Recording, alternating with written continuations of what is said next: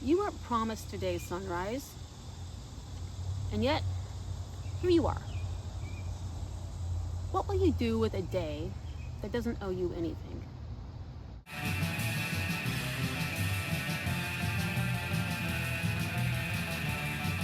Momento Mori, la di di da. Oh, hi. Momento Mori. Remember, you will die. But don't let that sound heavy. The Stoics didn't mean it to be something grim or dramatic. They meant it as a gentle nudge, just to remind you that today is a gift, not a guarantee. That wasn't meant to scare you. It was meant to wake you up, to help you move through your day with meaning and not just movement. When we forget how temporary this all is, we tend to treat our hours like they're endless, our days. We fill our days with noise, with movement, but not presence. We're always in motion, but we're not living. So I don't have my microphone on, and I hope I can filter out some of this background noise. I can't seem to catch 10 minutes a day without my neighbors mowing the lawn. Sorry about that. And this was just a whim. I got inspired while I was mowing my lawn, so that's why I didn't change. I'm probably wearing the same pants I wore for the last episode. I washed them. Any hoozles.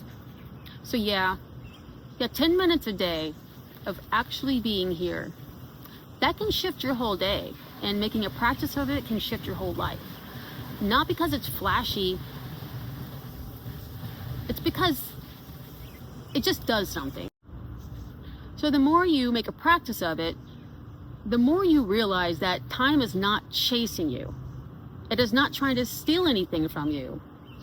You're just in it for now. And it's not scary. It's freeing, honestly, because what it means is that this moment, it matters. And not because it's dramatic, not because of what's going on, it's because it's yours, just for now. There are galaxies spinning that you'll never see. There are stars that exploded to create the carbon in your body.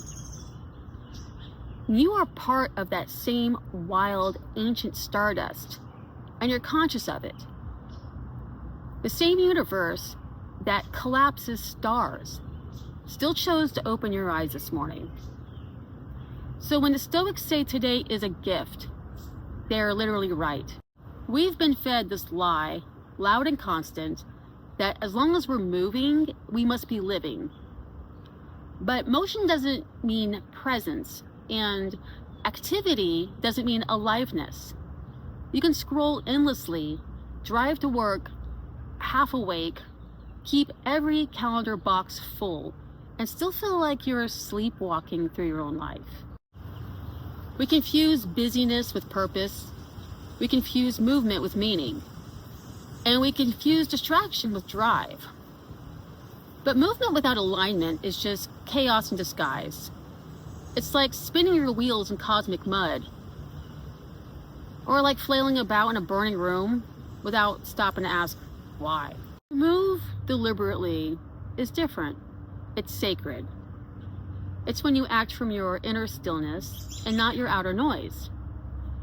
And it's when you realize you're not supposed to just do life. You're supposed to be inside of it. And you don't need to be 50 steps ahead to start that. You just need one honest step today. Not rushed, not performative, just chosen. We all know someone, maybe it's even us, that says they're just staying busy.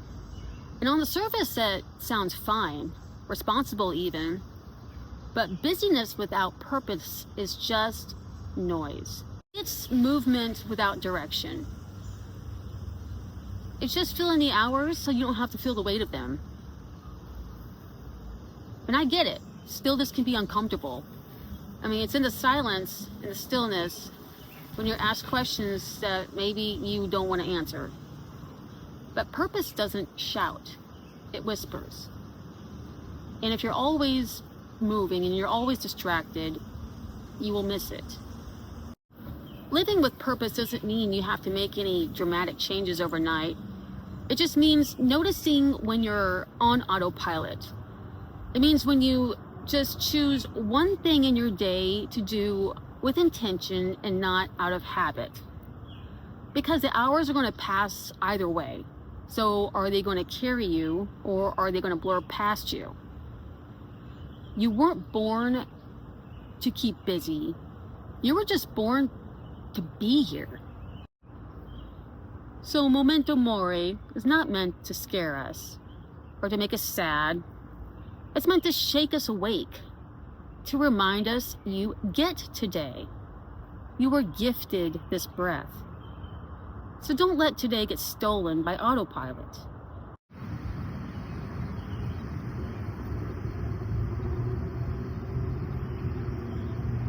One of the practices I do to return to myself is really simple. Whether it's on my lunch break, where I do the shorts by that pond, or here by the creek, I find one thing, usually just like right in front of me, whether it's a beetle carrying a load twice its size, or just admiring the light and rot patterns on a dead leaf. And I just sit with it, watch for 10 minutes. No judgment, no intention, just be with it. Yesterday I saw this, I guess what people would call, I don't know if they're murder hornets or those, I don't know, they're the big guys that when you see them coming at you, you're like, ah! Thinking it's going to kill you. And it was just, I guess, old. It was just crawling around. And I watched it for my little 10-minute thing, and seeing how clumsy it was, carrying that heavy body over these tiny little sticks and getting stuck in the cottonwood fuzz. I think all the little bugs down here are getting pissed about that stuff. It's hilarious. Yeah, and seeing him rest when he rested, and it was only for a few seconds, and watching this little hornet thingy walk around, very intent on each movement, scurrying, always looking, I guess, for food or something. But I'm definitely not gonna go Vlah! When I see one of those things again. Thankfully. That looks stupid. You know those moments. So that's it. That's the reset. It's simple, but it's deliberate. And it's the difference between drifting and choosing. Look at your hands. Feel your breath. What would you do today if you knew it was your last day? And not in a panicked bucket list sort of way, but in a soulful way. You weren't promised today, but you have it. And that's the cosmic miracle. So move like you know it. And if today reveals something that you no longer wish to carry, good. Because that's where we're going with the next episode, The Undoing. I'll see you there.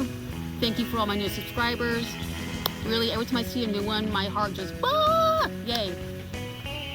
Stay weird.